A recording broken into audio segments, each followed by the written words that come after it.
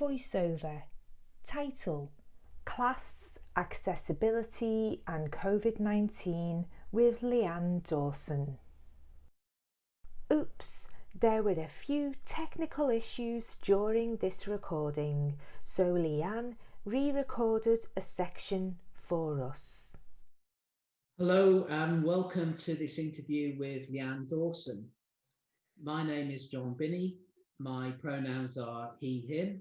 I'm a well-built white man with a shaved head and round face. I'm wearing a blue sweater and glasses. I'm sitting in my study with a background of grey walls and bookcases. I'm joined by my colleague Klesse and Leanne Dawson, who will introduce themselves as well. My name is Christian. I'm a smallish, small-built person. I'm white, in my early 50s. I wear glasses. I have short cropped hair and a bit of a still brownish and white. I wear a peaked cap and a black sweater. I'm sitting in my studio. Behind me, bookshelves and a door. And yeah, Leanne, do you want to continue? Of course. Hi there, I'm Leanne, Dr. Leanne Dawson. My pronouns are she, her. I'm a curvy, white, cis lesbian femme, long dark hair, red lips, long lashes. I'm wearing a striped red and white top, and behind me is a plain white door. Thank you for joining us, Leanne. Thank you for taking the time to join us today.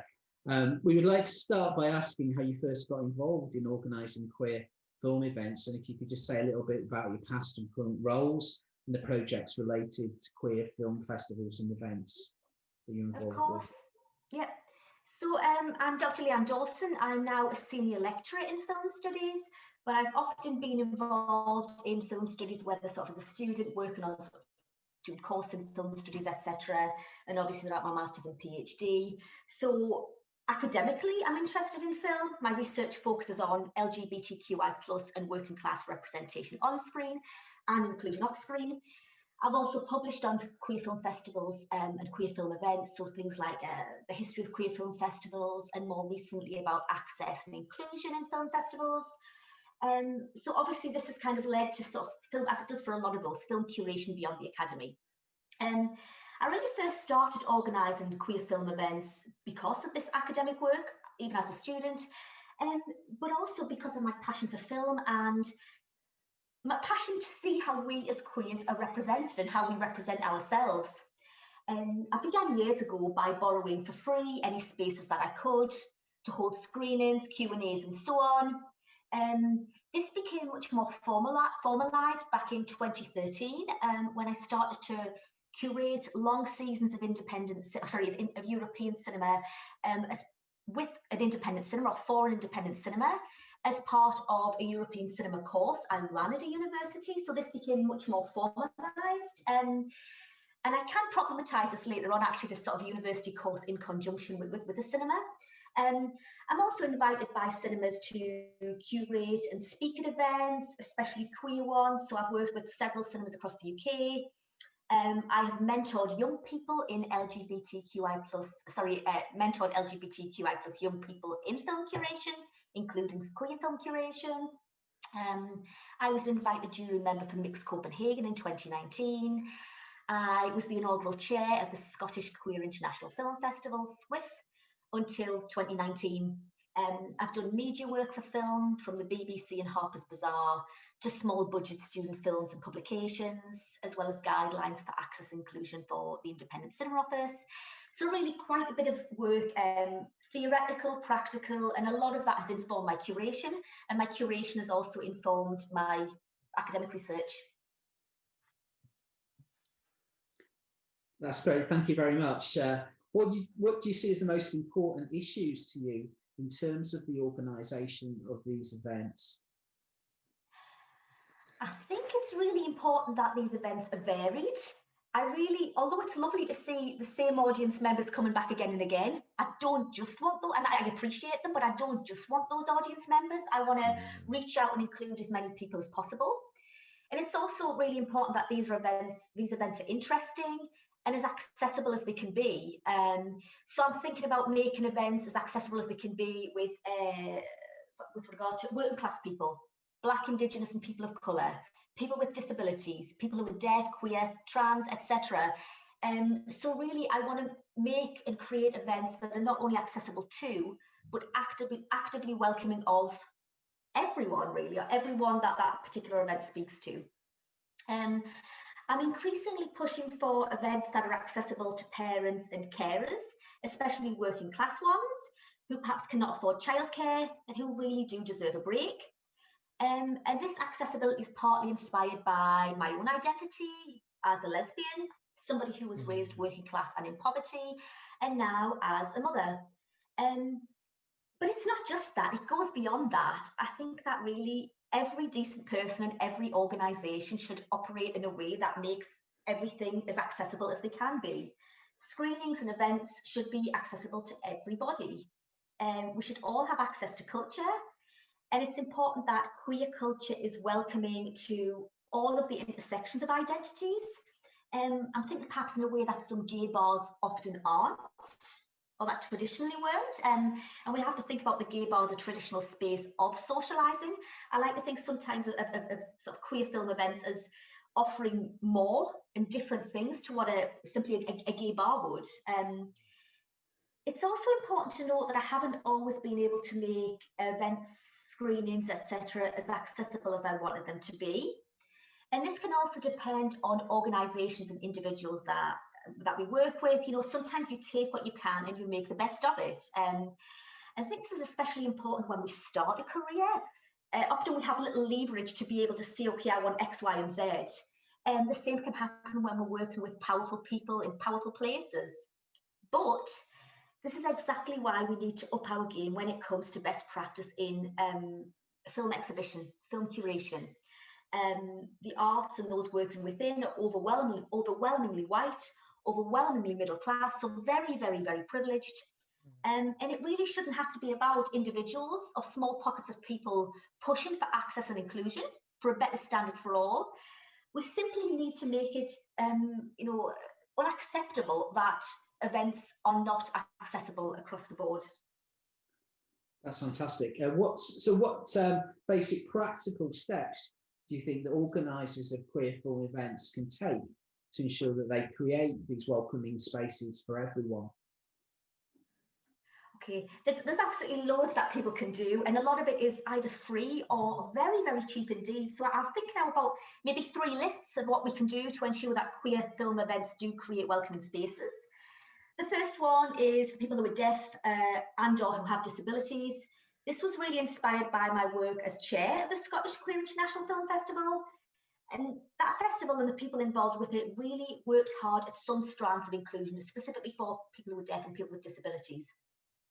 And I just kind of want to add here that I think that small queer film festivals are often at the forefront of some strands of access and inclusion, and they are worth looking at further. They're often much better than the bigger, glossy commercial events. I'm thinking about things like Whatever DIY Film Festival in London, Leeds Queer Film Festival, Glitch Cutie BIPOC Film Festival in Glasgow, which are just some of the recent UK-based queer film festivals that have often done even more than Squiff with a no budget or a really, really small budget, so that they're performing or they have performed so very well for certain strands of accessibility.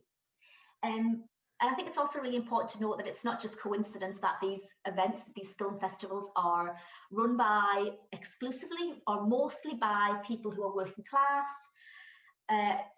people who are of colour, etc. The second list I'm going to give you is access and inclusion for people who are working class and or in poverty. And the third is inclusion for parents and carers.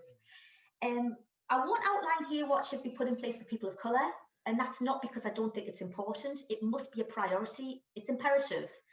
But I think for this, we really need to, and I know for this, we really need to listen and continue listening to people of colour.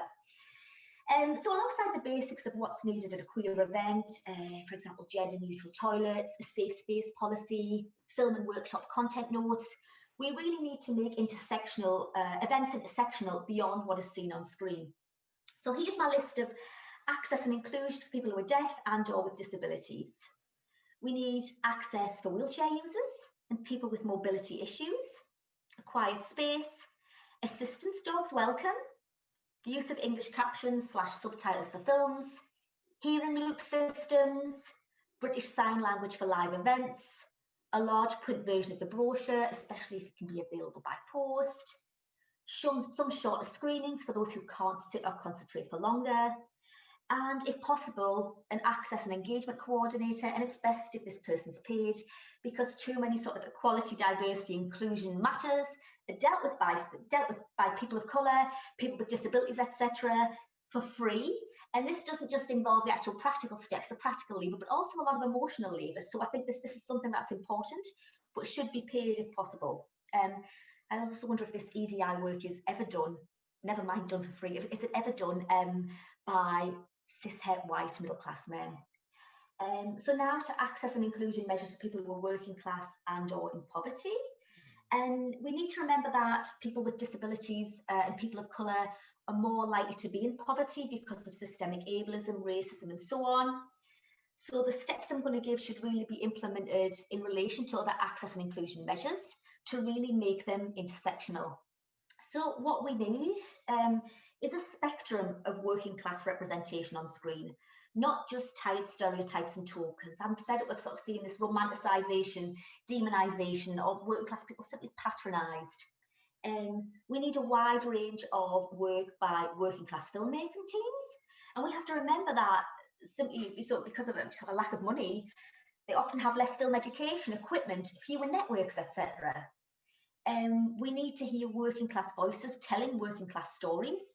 And this should be in addition to many other stories. Working class people shouldn't have to just be telling working class tales. So, this isn't just sort of going to be some sort of cinema of duty. So we need to think about working class voices telling multiple tales. We need working class filmmaking teams present at the festival with accommodation, fares, sustenance, etc. paid. We need, and this is something that I'm big on, we need much more transparent and fair staff recruitment. This has to reach beyond existing nepotistic arts networks. As we know, the film industry in every possible way is too much about friends and friends of friends getting a leg up. And I think we should also really include people who've got no experience. We should allow them to train and to gain new skills on the job.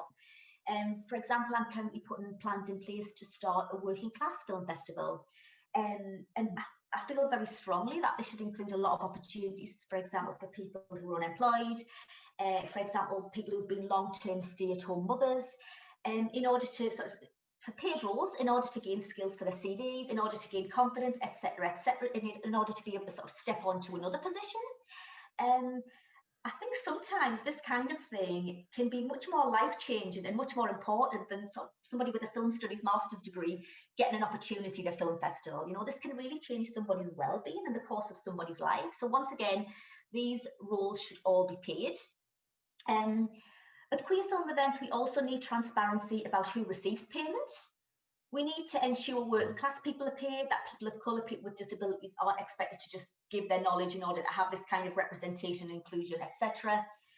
We need career development for everybody who's involved in working at the cinema, the event or the festival, including a very fair and transparent allocation of other perks, like who is it at this particular festival who gets the opportunities to travel, to scout films, who gets to network, who gets to do this stuff. It's really important that working class audience members are made to feel welcome and included.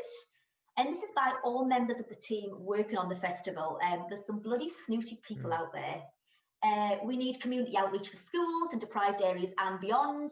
We need travel subsidies for audience members, free and sliding scale tickets without requiring proof of anything that identifies the ticket as not full price. Events that people need to attend in some capacity should not be charged. So I mentioned earlier the fact that I worked with a local independent cinema years ago. I just don't think that if a working class student or a student in poverty is attending a course, they shouldn't then have to go off and buy tickets to watch, screenings at the local independent cinema. We need to do this better, including me. We need a welcome and event space, facilitated festival socialising, including festival buddies. It's really important to have reasonably priced refreshments and free alternatives available, for example, at a festival. Or we need an agreement that people can consume items they bring with them, so that pre and post festival socialising or whatever film socialising is not limited to those with money. I mean, we need inclusive formats, and I'm thinking about the timing as well as the style. So, for example, you know, the post-screening wine reception with middle-class people speaking very loudly, you know, because they've got the cultural capital, the right accent, etc., etc., or simply because they know how to, you know, to blag these things. And that's just outdated. We need something different. We need something more inclusive. And this post-screening wine reception doesn't just exclude sort of people who are in poverty, etc. It can also often exclude people who've got children in tow. They don't want to stand and hang around, you know, for that kind of thing. It can also, you know, exclude people with disabilities. So it's also important to think about parents and carers. Women do a disproportionate amount of childcare and domestic labour, and having childcare in place is often bound to socio-economic privilege and the finances to pay a nanny, childminder, babysitter, nursery. And for some, this is really prohibitive to work in, never mind being able to go and watch a film without the kids out the house. Women, and especially working class women, deserve much more and much better. To be truly accessible is to consider options for all children as well as childcare. So I recommend the following access and inclusion measures for parents and carers. Secure childcare, a creche or babysitting services. This could be on a sliding scale, much like tickets, if payment is indeed needed. We need more consideration about the timing of events and how they work for parents. Unlike many adults, a child's lunch, a child's bedtime, etc. can't be significantly delayed. There should be a quiet space to breastfeed if that is indeed the parent's preference, the nursing parent's preference, and also for young children to take naps. We need decent facilities including nappy changing, bottle making, bottle warming, and free or at the very least sliding scale child-friendly catering at festivals. And for cinemas, it's important that the venue's cafe offers cheap, nutritious, child-friendly meals and snack options, and or for the venue to be understanding about people bringing their own food to be consumed. A lot of venues really aren't understanding about this, and it's really easy, or much easier, for example, to go to the local multiplex with a bag of pound shop goodies, as my family did when I was younger. It's easy to do that and sneak that in to not pay for the expensive cinema snacks.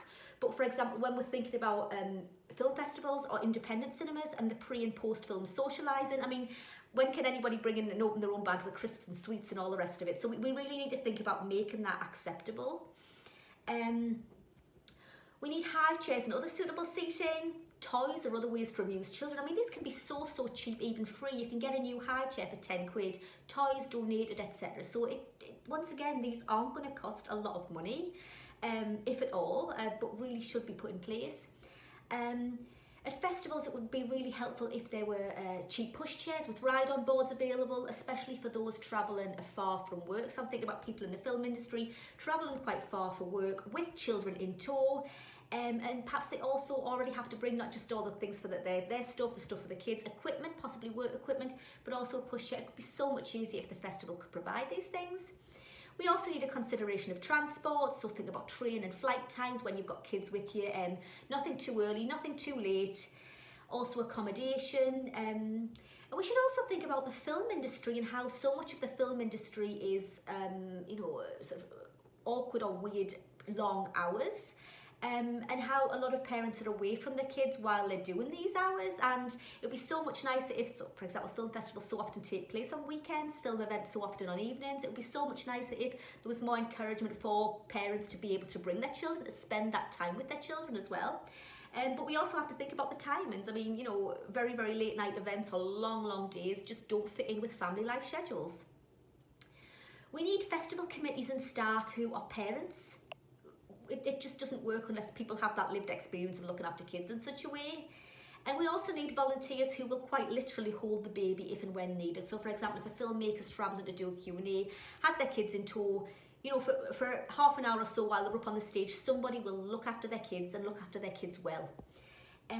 We need acceptance and understanding that children do and will make noise through some screenings, But equally, it's a two-way street, and parents should be willing to remove their children themselves from that situation if the noise is ongoing or incredibly, incredibly disruptive. We need widespread advertising about family-friendly measures. We need to know that we are welcome with our kids in those spaces, so it needs to be very, very clear that children are welcome and parents are welcome.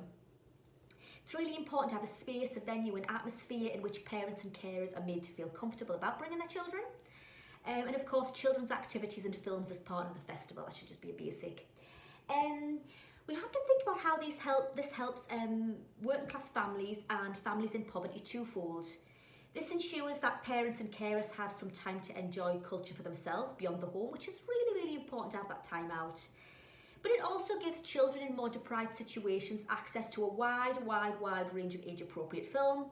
This doesn't only entertain, but also shows them that cultural spaces and events like independent cinemas, film festivals are for them, not just now, but in the future. And this is imperative about opening up their worlds, their careers, the possibilities, the things that they can do. Wow, thank you, Leanne, for this very rich analysis and these plenty and suggestions on how to make spaces more accessible.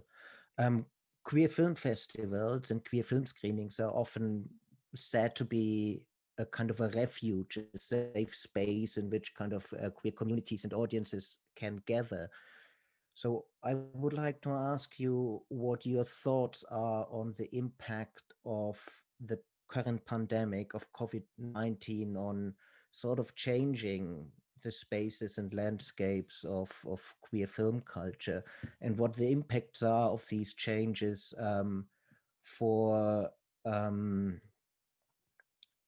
queer communities and queer cultures. Well, I think you're right, Lucy. So queer film festivals are an example of events in which visibility, community, although community isn't always the wonderful thing that some people make it out to be. So visibility, community, and therefore presence is important. It's really important that we have these festivals because they're a space for us to watch LGBTQI plus film together rather than alone in our rooms, as we often had to do before we came out. And as many people are doing, during COVID lockdowns, where people are watching films at home alone, if they have the access to films, but they're watching them at home alone, or they're watching them in small household bubbles. So it's really nice that we can, go to festivals and watch these films communally. And it's also really important that this visibility that is sort of being seen while watching what's on the screen, this visibility is important because it can help to create some sense of community, but it can also help to sort of gain rights. It can also help to demonstrate support for disadvantaged and minority groups. So I think that's really important about in-person festivals. It's the other thing that's important about in-person festivals is that queer film festivals and events can also temporarily queer buildings, locations, cities. And it's really empowering to have this space that's being queered. And some of these events are more than some of these effects are more than temporary. I'm thinking about things like, when a very sort of cishet space ends up leaving posters up from queer film festivals, then that's a nice little sort of reminder of it, and something nice when a queer person walks in the building to feel like it's slightly more accepted. I'm thinking about things like when a space that has hosted a film festival or a queer film event decides to keep a gender neutral toilet policy. These things can have effects long after the festival's ended. It's also really important when we're thinking about online versus digital, online and digital versus in-person in a sort of specific space, that the rise of online socializing, especially dating apps, has contributed to the closure of a lot of gay, queer bars, especially lesbian bars, for example. So it would be a real shame if the shift to the digital with online film festivals because of COVID would have that kind of same long-term effect on film festivals that we saw.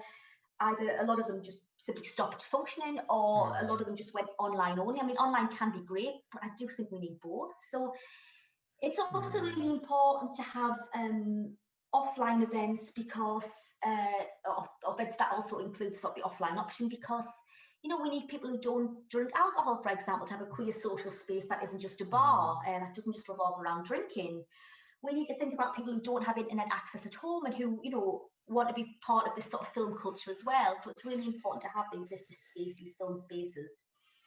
Also, we need to think about the importance of well-being. The importance of well-being at queer film festivals for some people can't be overstated.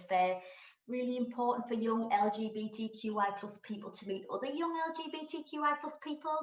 It's also quite important to offer older people a chance, you know, to go and meet up with others. So I'm thinking about how COVID is transforming cinematic space both positively and negatively. And I think what we really need to do is work together to make sure that the future includes as many of the positive changes as possible and few or none of the negative aspects. So positive really is the fact that we're getting all of this culture into our homes, often for free. This makes the culture so much more accessible to many people.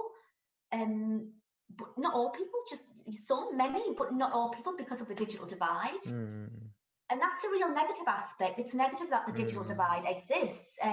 Some people don't have the equipment, the internet access, etc., to be able to access online culture.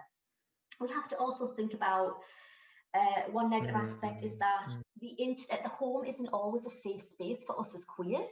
You know, we think about homophobia, transphobia in the home. You know, this can also be exacerbated when lockdowns taking place and people can't leave their houses as often as they want. You know, it can sort of cause quite a heated and unpleasant atmosphere. So sometimes a trip to the cinema or to a film festival or a film event it's not just entertainment, it's a refuge as well. So that's really, really important. It's also significant that we think about screening spaces and organisations. I'm a bit concerned about how some places are going to survive with little or no money coming in during lockdowns. And we have to face the very likely possibility that arts funding is going to be massively slashed again. I mean, we've got a Conservative government. It's very, very likely that this is going to be another reason to slash arts funding in the future. So although I very much hope that we can use this time and switches and changes that we've made to make a more positive future, I'm also really quite worried about the negative effects that COVID is going to have on queer culture, film culture, and so on. Could I ask you a question about how organized make, in particular, online events more welcoming, accessible, and a more safe experience for people? Okay, yeah.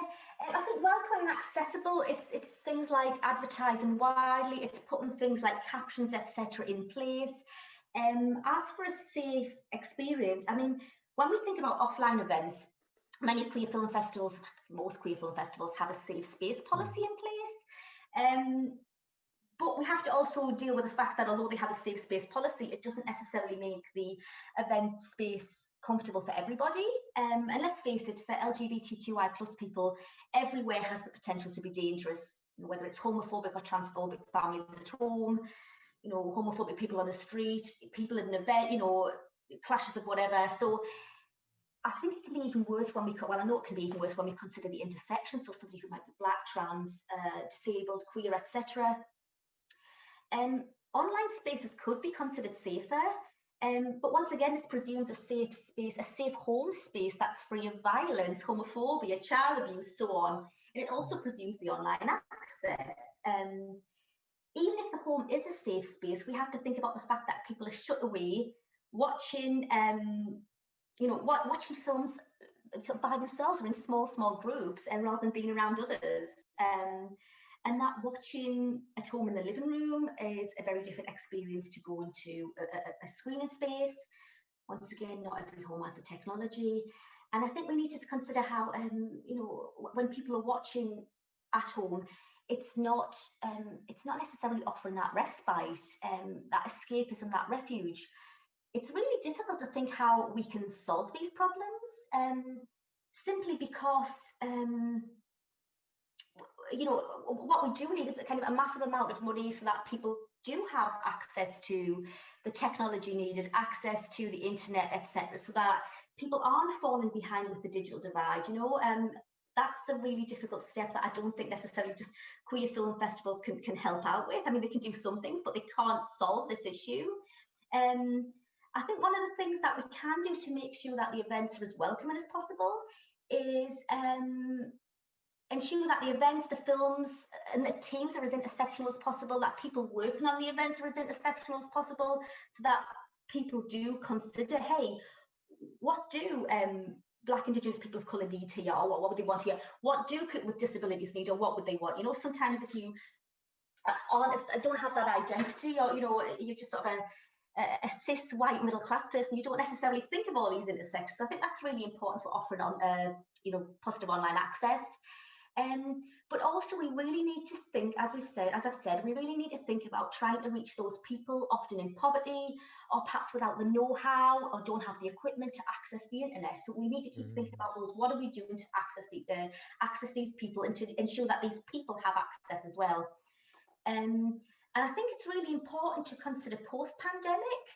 While it's really important to offer a broad range of events after COVID lockdown, etc., it's really important to ensure that a new hierarchy is not created. So at the top, those present at an event, socialising, networking, glass of wine in hand, etc., followed by those watching at home, isolated often behind a screen. This could be a greater proportion of people with disabilities, people who can't afford to attend the event, travel the festival, etc., those with parent responsibilities. And at the very bottom of this pecking order, left behind, are those people who are unable to access either the in-person physical screening or the space online, the online events. So we really, really need to consider, if we're thinking about the digitisation of events, what are we doing to make sure people have this access? There's clearly pros and cons for, you know, events in a sort of physical space and digital ones. Neither are the answer to an accessible, inclusive, welcoming space for all people. And I think maybe one answer to this is that in future we could have film events available simultaneously to those at home via streaming. So we could have the event in this space, but also events available to people at home via streaming. This would allow for a greater number of participants who can access a broader range of culture. And also this could be a way of bringing in more money. So if some of these were on a sliding scale and this was global, tickets on a sliding scale, then more money could be earned because the audience is massive when we open it up globally. And by bringing in more money, this could create better access and inclusion for people to access the events digitally, but also for the actual, you know, meeting space offline. So I'm thinking about potentially using the digital as a way to bring in more money to then use the money for maximum access and inclusion for others. And I think it's really important, it's for us who are working in film exhibition to show that we are fully accessible and inclusive. It's not just the right thing to do, but by putting more bums on seats, whether in person or virtually, and by widening the audience, widening the market, it really could ultimately help to save some vulnerable screening spaces in our post-lockdown future. Well, that's fantastic, Leanne. I think that's a great place to finish. And I just want to thank you again for sharing your thoughts, your expertise, knowledge, and experiences. So thank you again for joining us today. Thanks very much for that. Thank you, Leanne. Conversation with Leanne Dawson. Interviewers John Binnie and Klesse. Funders Ruckus, the Research Centre for Applied Social Sciences. Part of Queer Resource. Copyright Manchester Metropolitan University.